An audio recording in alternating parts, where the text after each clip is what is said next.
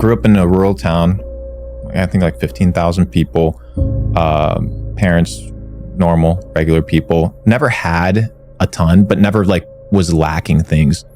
But the framework in South America is very much like family driven. It's kind of like the Middle East. So it's all about family. It's all about, your circle.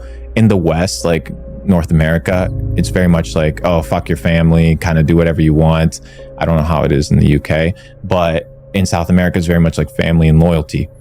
But at the age of 16, I looked at what my parents were doing, working regular jobs, and I was like, I don't want to do this. My brother was working in a gas station. I was working in a hotel, like mopping floors. That was my job. Like, that's what I was doing. I was like, I cannot do this.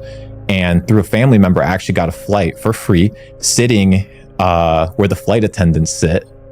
And that was my flight to America, right? So I didn't get a coach. I didn't sit like whatever it is where people sit. I sat where the flight attendants sit. And I was like, at the age of 16 with $200 in a suitcase that my parents gave me, I went to America and started working, pressure washing basketball courts, got gigs cleaning toilets, worked at a Buffalo Wild Wings, flipping the wings in the back.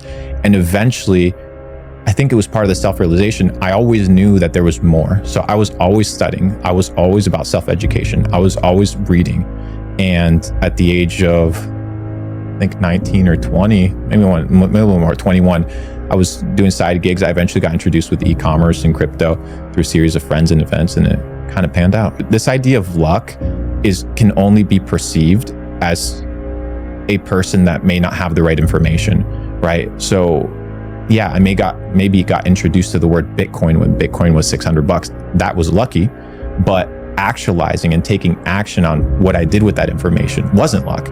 So I started studying, researching, buying books on the stock market, buying books on finance, understanding what was this ecosystem, investing money into it. I remember, dude, in the United States, when you're buying at a restaurant and you get a waiter, you get cash tips, right? So if somebody buys a meal, they have like 10, 15, 20% tip for the waiter. Usually that tip isn't cash, right? That's how it works. Yeah. You get to take that home every single day. You don't have to wait for like a paycheck at the end of the month. That's the cool thing about waiting tables. I never worked a job where I got paid a salary. I was always like, I got to hunt, kill, and whatever I make that day, that's what I have.